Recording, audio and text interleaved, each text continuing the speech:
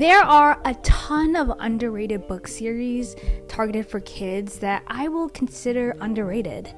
The Amazing Days of Abby Hayes is one of them. Now, I remember reading this book series as a child and just loving the colorful book covers. I mean, they came very much brightly colored with purple, yellow, orange, reds, like all types of colors, and it just looked very pretty to me. The Amazing Days of Abby Hayes was written by Anne Mazur. Anne Mazur was born in 1953 in New York to parents who were also both writers themselves. Her parents, Harry Mazur and Norma Fox Mazur, were novelists themselves, and you could say that writing was pretty much in her DNA. Harry Mazur is known for his realistic writing in fiction, and when he was serving during World War II, his B-17 was shot down, and he was able to survive and even earned a Purple Heart Award, which is a reward in the military, which is one of the most honorary reward in the military. He used those experiences to inspire his historical fiction.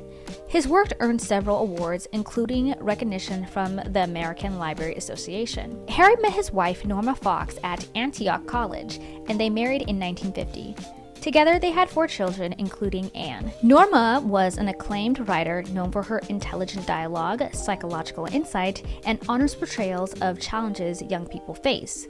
Her notable works include The Missing Girl, After the Rain, Taking Terry Mueller, Up in Seth's Room, and many more. She was one of the pioneering voices in young adult literature in the 1970s alongside authors such as Judy Blume. Over the course of her career, she earned several honors, literature awards, and nominations. As the New York Times noted, given Miss Mazur's directness, it is not surprising that her characters are offered few easy answers. Yet, her plots are less about tidy resolutions than interior journeys towards self-knowledge. With such accomplished parents, Anne had very much big shoes to fill in, and she had no worries about that because she was already a lifelong book lover. Anne herself was a lover of books. I mean, I've read that she would sneak out of school to read at public libraries, and would you guys do that? Would you guys sneak out of school to go to the library? She studied art at Syracuse University School of Visual and Performing Arts and spent 3 years in Paris studying French and literature.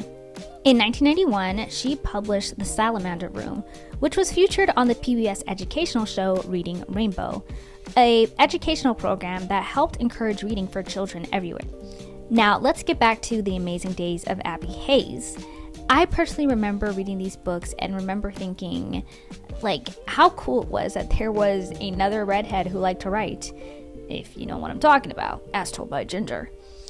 Abby isn't extraordinary, and that's exactly what makes her so special. She writes about her normal preteen life, where she is the middle child between 2 older twins and a younger brother. And from what I can remember, Abby often felt overshadowed by her siblings. One is very sporty, one is very studious in school, and the other is just a math and computer genius.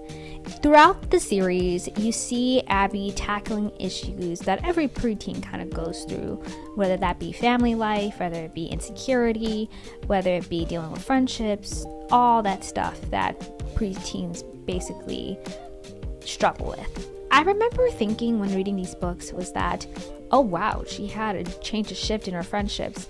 And it's nothing new. I mean, there's other books that talk about the change of friendships, and it was kind of heartbreaking to be able to see her with her friends she grew up with and be able to change the dynamic midway. But she basically makes new friends. And I think that's very realistic when it comes to friendships because, some people will have friendships that last for a lifetime for those who met when they were young, and some will basically make new friends and not necessarily reconnect with their old friends, and I think that's very much realistic. Anne Mazur's books continue the legacy of her parents by addressing real issues young readers face. The Amazing Days of Abby Hayes may be underrated, but for many of us, it was a bright, relatable, comforting part of our childhood. Let me know what you guys think. I want to know you guys' opinions, and I'll see you guys next time. Bye.